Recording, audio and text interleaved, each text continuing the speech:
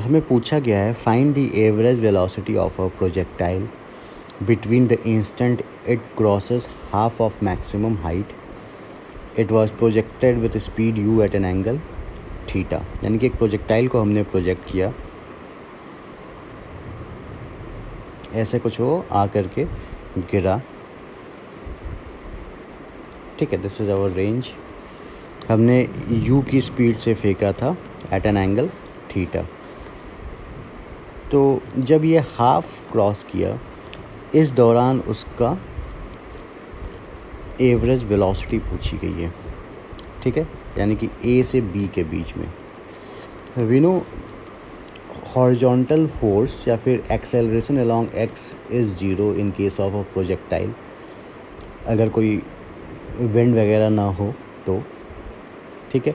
यानी कि horizontal velocity जो होता है वो होता है कांस्टेंट, ठीक है, which is equal to u cos theta.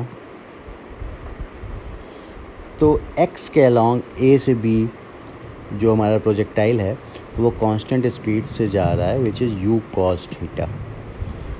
तो v एवरेज अबाउट x क्या हो जाएगा, u cos थीटा हो जाएगा, क्योंकि स्पीड हमारा चेंज ही नहीं कर रहा है ना।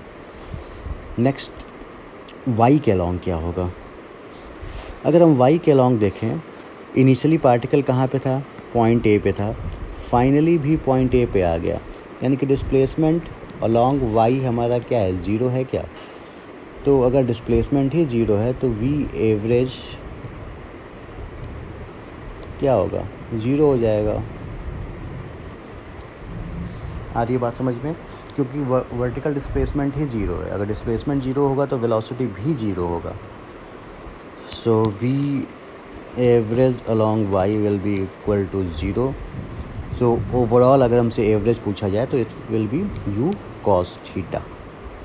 सो average velocity will be u cos theta. This will be our answer. Thank you.